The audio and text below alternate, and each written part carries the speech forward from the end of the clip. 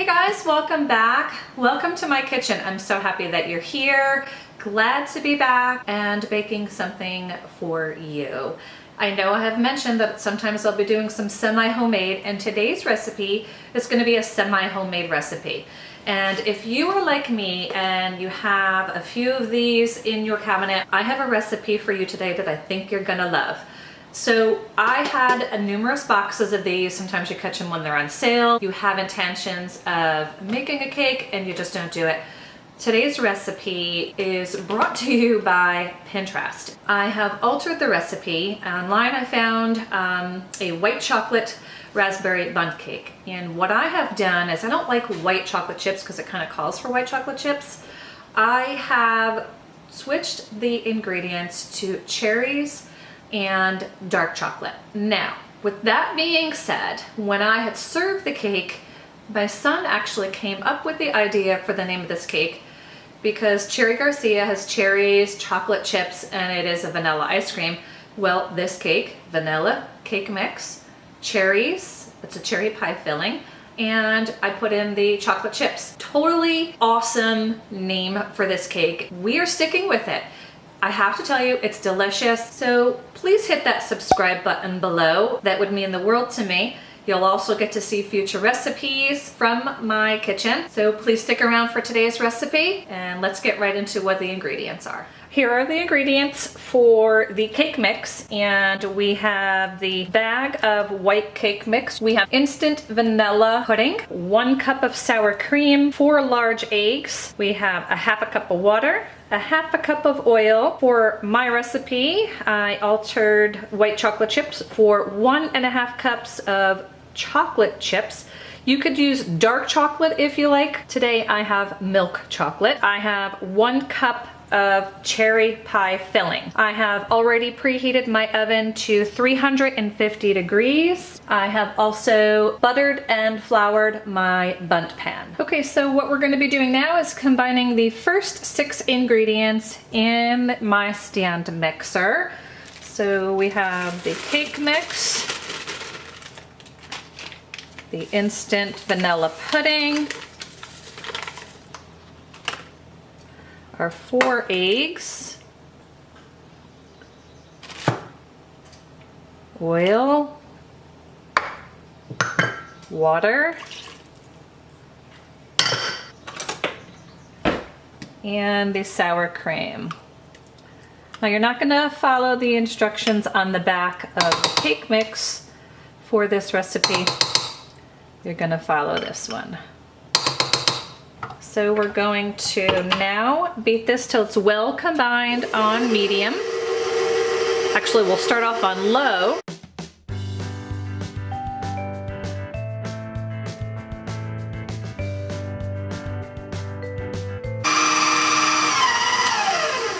I'm going to lower this just to make sure and scrape the sides of the bowl to be sure nothing is stuck, any of the dry ingredients at the bottom, and then continue beating until it's well combined.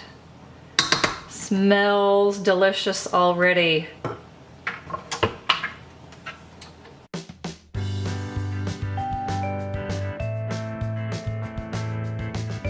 All right, so it is well combined, and what we're going to do is add our chocolate chips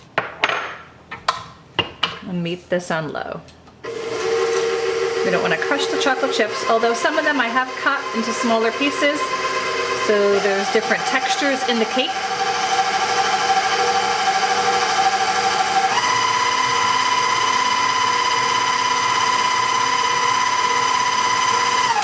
I think that is about good.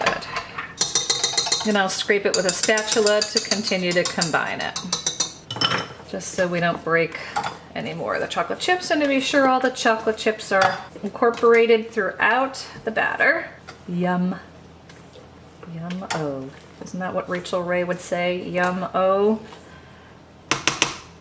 My kids are going to be so excited that I made this cake again. I made it last week. Already gave it a try. Delish. Okay, so now I have my buttered and floured bundt pan, and we're going to take the batter and we're going to place half the batter in the BUNDT pan first.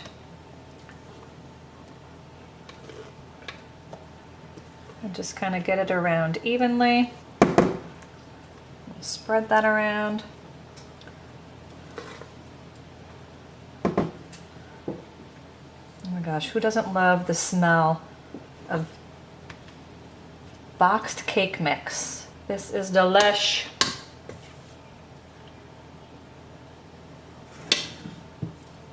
Okay, so now that we have half the batter in the BUNDT pan, what I'm going to do is with a cookie scoop, I am going to put the cherry pie filling, and my children said that last time there wasn't enough cherries, so I'm going to be sure that I add more cherries in this recipe. So I think what I'm going to do is just take it all around, and then what we're going to do is swirl all of this mixture into the cake batter.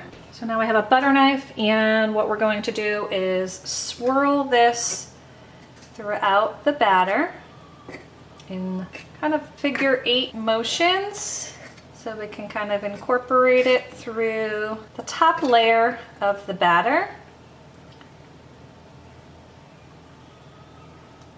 And now we will add the other half of the cake mixture to the top of the cherries.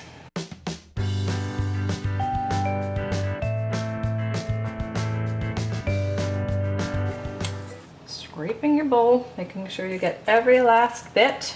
But you know what? I think Heidi Ho here is going to save a little bit in the bowl. See that little bit? I'm gonna lick that. I'm not telling my boys. This is all for me today. All right, so now it is time to bake. It is gonna go in a preheated 350-degree oven for about 50 to 55 minutes. And depending on your oven, I would definitely use a cake tester, test it about 50 minutes and see if it's done. If it doesn't come out clean, then put it back in for about 5 minutes.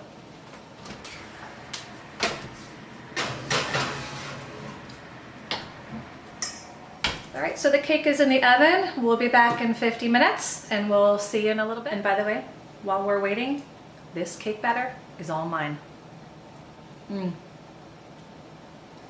Yummo. We'll see you. All right, so our timer is telling me it's ready. Let's check it out.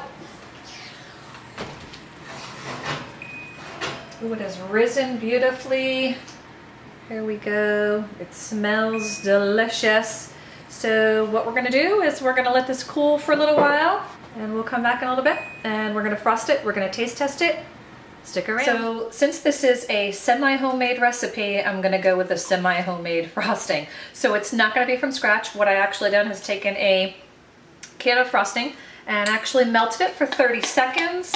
So as you could see, it's nice and runny. So what we're gonna do is kind of let that cool just for a few minutes.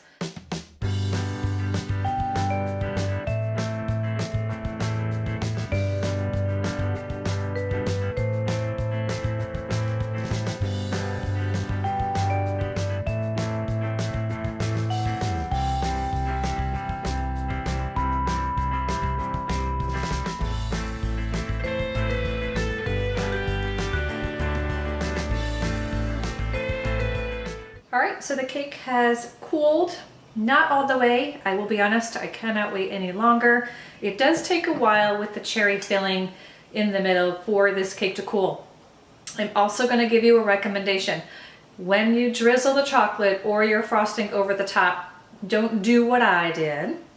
What I recommend is you put your cake over a cookie rack, possibly over a cookie sheet or something, and then drizzle your frosting so this way it doesn't all kind of puddle in the plate like I did for you today.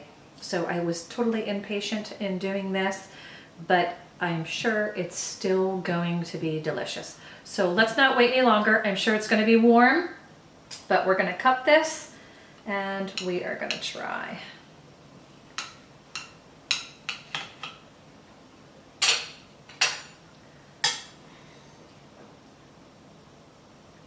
And there it is in the middle. You can see the cherry frosting. Yum. All right, let's give it a taste. Delicious. I can already tell it's really moist. My mouth is watering once again. It's warm, I told you.